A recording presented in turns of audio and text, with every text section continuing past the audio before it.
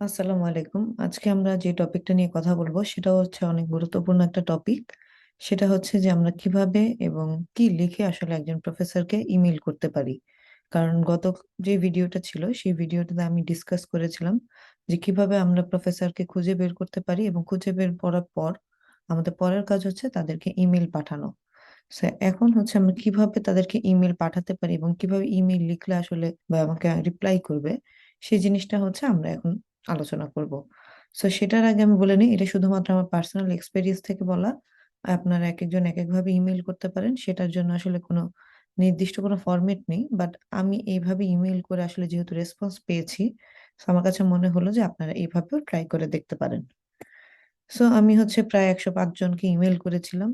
তার মধ্যে হচ্ছে আমি রিপ্লাই পেয়েছি 36, এবং হচ্ছে গিয়ে জেনেরিক রিপ্লাই ছিল ৭টা। অনেকের কাছে এই জেনেরিক রিপ্লাই গুলো আসলে অনেক বড়। কারণ হচ্ছে অনেকে রিপ্লাই পায় না। জেনেরিক রিপ্লাই মানে হচ্ছে কিছু একটা আপনার মধ্যে দেখেছে দেখেই প্রফেসর ১ মিনিট হলেও খরচ করে আপনাকে রিপ্লাই করেছে। আরেকজন প্রফেসর হচ্ছে আমাকে কাজ দিছিল, যেটা আমি করি নাই। কারণ আমার কাছে মনে হয়েছে যে সে আমাকে পে করবে না, তাকে আমার কাজ দেখায় লাভ নাই। এরকম যদি আপনার মনে হয় যে না, আমাকে কাজ দিছে, আমি কাজ করে তার থেকে অ্যাসিস্ট্যান্টশিপ নিয়ে নিব, সেটাও আপনি করতে পারেন। এটা ডিপেন্ড করে হচ্ছে আপনার নিজের উপর। আমার কাছে মনে হয়েছে যে আমি এত প্যারা নিব না, সেজন্য আমি হচ্ছে গিয়ে সে কাজ দেওয়ার পরে সে প্রফেসরকে আর রিপ্লাই করিনি। এছাড়া হচ্ছে আমি ইন্টারভিউ দিয়েছি আরো ৭ জন প্রফেসরের কাছে। ইন্টারভিউ পরে হচ্ছে গিয়ে ৩ জন প্রফেসর অলরেডি আমাকে ফান্ড অফার করেছিল।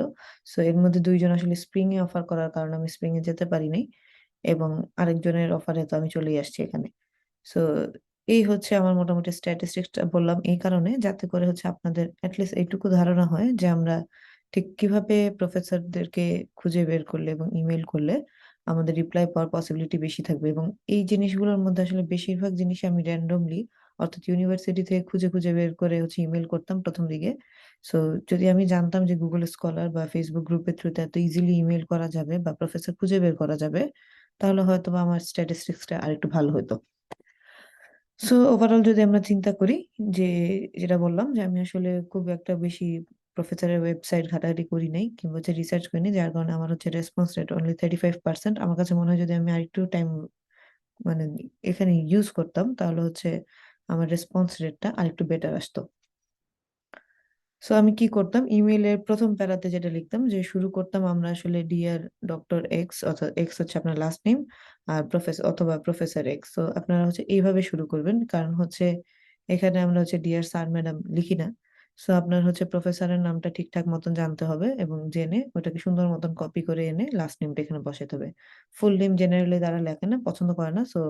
প্রথমবার ইমেইলের ক্ষেত্রে আপনি হচ্ছে অবশ্যই তার লাস্ট নেম ইউজ করবেন, এবং তার আগে সে যদি অ্যাসিস্ট্যান্ট প্রফেসর বা অ্যাসোসিয়েট প্রফেসর হয়, আপনি হচ্ছে ডক্টর লিখতে পারেন, কিংবা সবার জন্যই জেনারেলি প্রফেসর লিখতে পারেন। সো এই কাজ করতে গিয়ে আমি যেটা করছি, অনেক প্রফেসরে আমি নামের বানান ভুল করছি, কিংবা আমি এক প্রফেসরকে ইমেল করতে গিয়ে আরেক প্রফেসরকে ইমেল করে ফেলেছি। এই জন্য কিন্তু আমার রিপ্লাই রেটটা একটু কম ছিল। আপনার খেয়াল করতে হবে, এই জিনিসটা খুবই গুরুত্বপূর্ণ যে আপনি আসলে কাকে ইমেল করতেছেন। ইভেন কেউ যদি আমার নামের বানানো ভুল করে আমাকে ইমেল করে, আমি কিন্তু তার ইমেল ইগনোর করবো। আপনিও করবেন। সেই জন্য হচ্ছে আমরা চেষ্টা করব এই জিনিসটার ফোকাসটা দেওয়ার জন্য। এরপরে হচ্ছে আপনি নিজের প্রশংসা করবেন।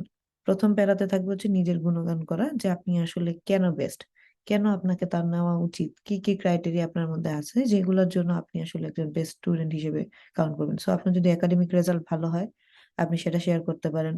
আপনার আইএলটিএস স্কোর বা জিআরই স্কোর থাকলে সেটা শেয়ার করবেন। আপনার ওয়ার্ক এক্সপেরিয়েন্স যদি অনেক ভালো ভালো জায়গায় থাকে, সেটা শেয়ার করবেন। আমার কন্টেস্ট এক্সপেরিয়েন্সও ছিল, আমি সেটা শেয়ার করেছি। হচ্ছে আপনার মোটামুটি প্রথম, ওই যে একটা কথা আছে যে first impression is the last impression. হচ্ছে গিয়ে আপনার প্রথম ইমপ্রেশনই তাকে হচ্ছে গিয়ে বুঝাই দিতে হবে যে আপনি একটা কিছু। সো আপনাকে যেন অবশ্যই তারা হায়ার করে। এই জন্য প্রথম প্যারাটাতে আপনাকে খুব বেশি ফোকাস করতে হবে, এবং হচ্ছে নিজের ঢোল নিজেরই পেটানো লাগবে। সো সেকেন্ড প্যারাতে আমি যেটা লিখতাম, যে আমি প্রথমেই লিখতাম যে আমি তাকে আসলে কিভাবে খুঁজে পেয়েছি। অর্থাৎ আমি কি লিঙ্কডইন এর থ্রুতে খুঁজে পেয়েছি, না ফেসবুকের থ্রুতে খুঁজে পেয়েছি, না গুগল স্কলার থ্রুতে খুঁজে পেয়েছি। আপনাকে আসলে একটা ওয়ে বলতে হবে যে তাকে আসলে কিভাবে খুঁজে পেলেন, বা কোন আপনার সিনিয়র ভাই বোন রেফার করেছে কিনা। এই জিনিসটা বলার উদ্দেশ্য হচ্ছে যে আপনি আসলে তাকে খোঁজার জন্য কি কি মিডিয়া ইউজ করেন সেই জিনিসটা ওকে জানানো। তাহলে ও ধরে নিবে যে আপনি হচ্ছে লিঙ্কডইনে ওকে ফলো করেন, কিংবা হচ্ছে গিয়ে টুইটারে আপনি ওকে ফলো করেন, সেই জন্য আপনি হচ্ছে তাকে এভাবে খুঁজে পেয়েছেন। সো এটা বলার পরে আপনার কাজ হচ্ছে আপনার রিসার্চ ইন্টারেস্ট শেয়ার করা। সো সাধারণত আমি যেটা করছি যে আমার রিসার্চ ইন্টারেস্ট গুলো শেয়ার করছি। আমি যদি এরকম হইতো যে আমি প্রফেসরের কিছু পেপার পড়ে তারপরে আমার রিসার্চ ইন্টারেস্টটা শেয়ার করতাম, তাহলে হয়তো আমি আরেকটু বেটার রেজাল্ট পাইতাম। কিন্তু আমার কাছে মনে হয়েছে যে না, আমি এত টাইম ওয়েস্ট করব না, তার পেপার পড়ে আমার সময় নষ্ট করা দরকার নাই। সেজন্য আমি সেটা করছি যে আমি হচ্ছে সরাসরি বলছি যে আমি এই ফিল্ডে কাজ করতে ইন্টারেস্টেড।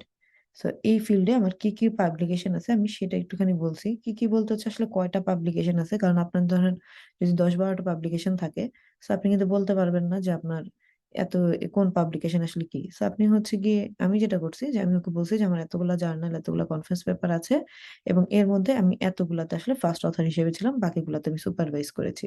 সো আমার সুপারভাইজিং যে একটা ক্যাপাবিলিটি আছে, আমি যে রিসার্চ করার পর নিজেও করতে পারি এবং আমি অন্যকে দিয়েও রিসার্চের কাজ করাইতে পারি, অর্থাৎ সেটা হচ্ছে আমার একটা স্পেশাল ক্রেডিট। সেই জিনিসটা হচ্ছে আমি তুলে ধরছি আমার ইমেলের মধ্যে। এছাড়াও নিজের ঢোল নিজে আরেকটু পেটানোর জন্য বলছি যে এই দেখো, শুধু আমি রিসার্চ করতে পারি না কিংবা আমি করাইতেও পারি না, আমি কিন্তু রিসার্চের থ্রুতে রিসার্চ গ্র্যান্টও নিয়ে আসতে পারি। সেটা অনেক ছোট একটা গ্র্যান্ট ছিল।